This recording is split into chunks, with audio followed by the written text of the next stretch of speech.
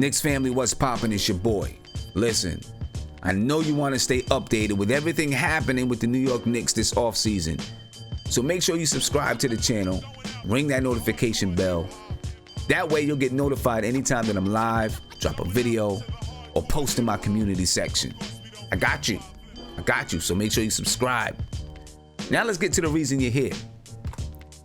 It's been reported by Adrian Wojnarowski that the New Orleans Pelicans have agreed to trade Anthony Davis to the Los Angeles Lakers for Brandon Ingram, Lonzo Ball, Josh Hart, and 3 first-round draft picks, including the 2019 number 4 pick.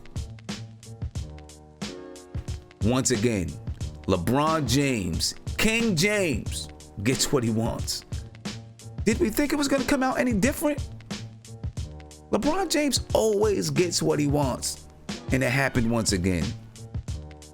But the Lakers aren't done.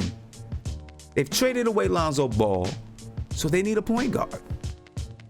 From everything that I've read, they'll be targeting Kemba Walker. Now, I think they have between $23 and $24 million to spend in free agency. Is that enough to get Kemba Walker? We will see.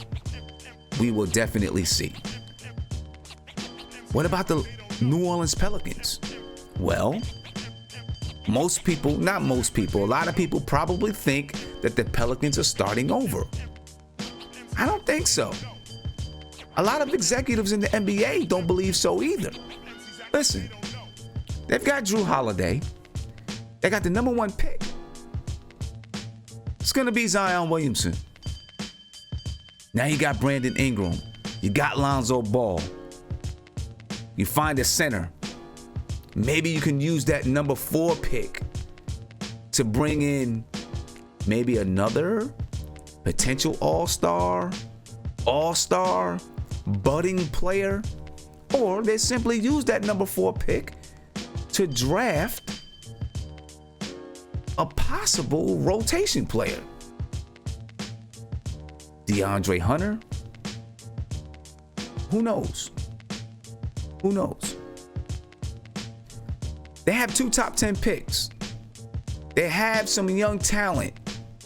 They're looking to flip some of these assets into another bona fide player. So I don't think they're giving up on the season. These guys they're looking to compete this year with this roster. So what's this mean for the New York Knicks? Well, number 1, it means that the Knicks are going to draft RJ Barrett with the number 3 pick. And I believe that makes a lot of New York Knicks fans happy. It'll make RJ Barrett happy. Makes me happy. I know I was a big Ja Morant fan, but the more and more I listen to RJ Barrett, I know that he wants to be in New York. The more and more I like this kid and think he's the right fit for the Knicks. I also read through Mark Berman of the Post that the Knicks had offered up the number 3 pick, one of the Dallas Mavericks first-round picks, and their choice of young players between Dennis Smith Jr., Mitchell Robinson, Kevin Knox, Frank Ntilikina.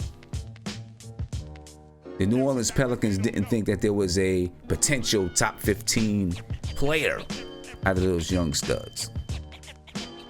The Knicks, they weren't ready or did not want to give up more. So there we have it. And you know what? I'm damn proud of Scott Perry and Steve Mills for standing their ground and not giving up the farm and drawing a line in the sand. That signifies a change for this organization, in my opinion, and I'm proud of that.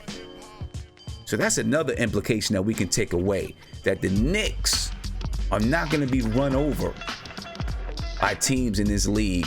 They're not going to make themselves desperate. Feel good about that, because I do. I also want to talk about the fallout from this trade. We look at Jrue Holiday, where I do believe that the Pelicans are looking at Jrue Holiday as a piece to the puzzle and want to pair him with Brandon Ingram, Lonzo Ball, and Zion Williamson. But he does have a long contract. And it is possible that somewhere along the line, the Pelicans and maybe even Holiday feel like, I want to change, and he becomes available. He is injury prone, but he's a very good defensive player. He's efficient on the offensive end, and he knows how to distribute the basketball. If I'm the Knicks, I'd be interested, and I'd at least put in a call to the Pelicans to see if there's any interest in moving him, maybe even absorbing his contract into our salary cap since we have the space. That's just something to think about. But anyway, let's just summarize what this means for the NBA landscape. The Los Angeles Lakers, in the eyes of many, are going to jump to the top of the Western Conference, especially with the way that the Golden State Warriors are decimated with injuries. And we don't know what's going on with Kevin Durant. The New Orleans Pelicans, they're young, they have assets, but they're not throwing in the towel on the season. They're still looking to compete in the Western Conference. They want to flip that number 4 pick. Try to see if they can get a bona fide star, all-star, possible all-star, or a budding young player. We'll see what happens there. And then, of course, for the Knicks, drafting RJ Barrett more than likely. We can know that our management is making smart, prudent decisions. And maybe there's some fallout from this trade where the Knicks can get in on some kind of a deal to bring more assets, bring more draft picks, whatever it is, we'll see. All right, the offseason will continue. Again, subscribe to the channel, ladies and gentlemen, so you can stay updated, because I'm going to keep you updated. I'll catch you guys next time. I'm out.